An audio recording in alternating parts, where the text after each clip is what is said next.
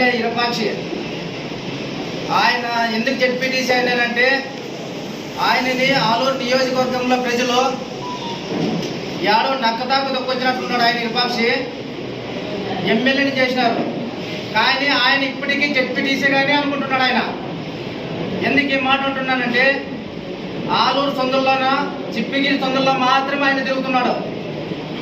అయ్యా ఇరపాక్షి, నిన్ను ఎమ్మెల్యేని చేసిండేది కూటమి ప్రభుత్వాన్ని తిట్టే కాదు, నేను చేసిండేది నువ్వు ఏమైనా చేయాలనుకుంటే అసెంబ్లీకి పోయి అసెంబ్లీలో కూర్చొని అభివృద్ధి గురించి పోరాడితే నిన్ను ఒక ఎమ్మెల్యే అంటారు.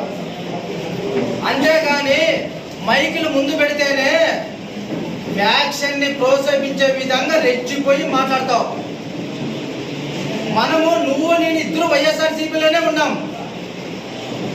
5 సంవత్సరాలు మనం ఆలూరు నియోజకవర్గంలో ఏం పీకినామని చెప్పి నేను అడుగుతా. అది కూడా ఒక బీసీ కమ్యూనిటీకి చెందిన మన మంత్రి జయరామ్ అన్న బీసీకి చెందిన వ్యక్తి కాబట్టి నీకు కానీ నీ మండలం కానీ అన్న మండలం కానీ ఎక్కడన్నా అభివృద్ధి మమ్మల్ని ఏమైనా చేసినామా అని అడుగుతున్నా. ఎందుకు జయరామన్నికి అయితేనేమింది బీసీ అని చెప్పి ఒక బోయోడికి యాదో ఒకటి ఉండాలని చెప్పి మంత్రి పది పారేసినారు. అంతే, ముందొక జీపు వెనకొక జీపు ఇచ్చినారు. అదే డోనుకు పోతే అదే బుగ్గన రాజారెడ్డి 2700 కోట్లతో అభివృద్ధి చేసుకున్నాడే.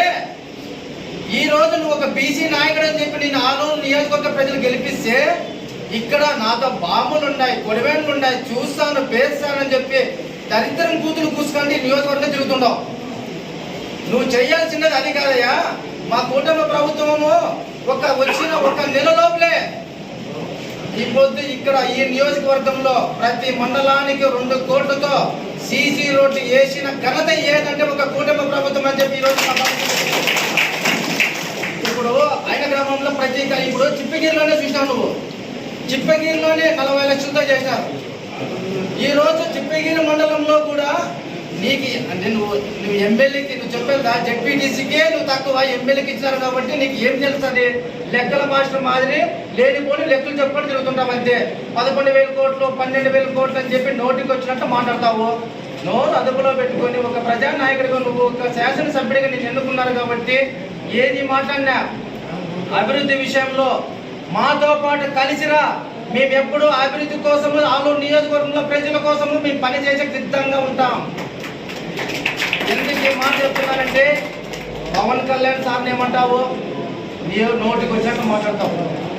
ఈరోజు పంచాయతీరాజ్ శాఖ మంత్రిగా ఉంటూ మన రాష్ట్రంలోనే దేశంలోనే చరిత్ర సృష్టించిన నాయకుడు ఎవరంటే ఒక పవన్ కళ్యాణ్ సార్.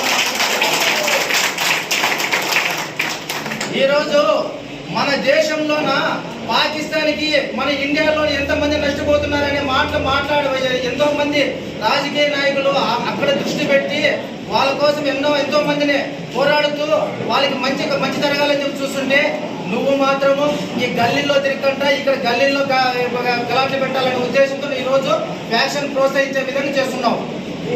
ఈరోజు చెప్తున్నాం విరూపాక్ష గారు, నీకు ఏదైనా ఉంటే మా గౌడ్ సార్ చెప్పిన విధంగా గౌడని చెప్పిన విధంగా వాస్తవాలతో ముందుకు రా, నిజాలు ఒప్పుకుంటాం.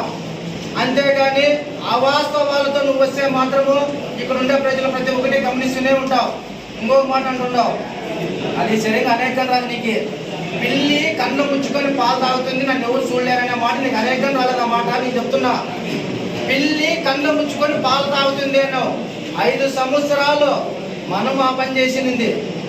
వైఎస్ఆర్ గవర్నమెంట్ లో ఉండి కళ్ళు ముచ్చుకొని పాలు తాగుతూ జనాలు మనల్ని ఎవరు గమనించలేదు అని చెప్పి మనం చేసిండే అరాచకాలని అక్రమాలని ఎండగట్టి 11 సీట్లుగా పరిమితం చేశారని గుర్తుంది ఆ ఇరుపక్షీనికి. అని ఆ పదం తెచ్చి టీడీపీ మాకి రుద్దుతావు నువ్వు. ఇది ఎక్కడన్నా న్యాయం ఉందా? ఇది వచ్చిన 11 నెలల్లోనే 11 నెలల ఈ రాష్ట్రంలో ఎవరినైనా అడుగు అభివృద్ధి అనేది ఎవరు చేస్తున్నారంటే ఒక కూటమి ప్రభుత్వానికే సాధ్యమని చెప్పి ఈ రోజు ఈ సభాముఖంగా తెలియజేసుకుంటున్నాం మేమంతా.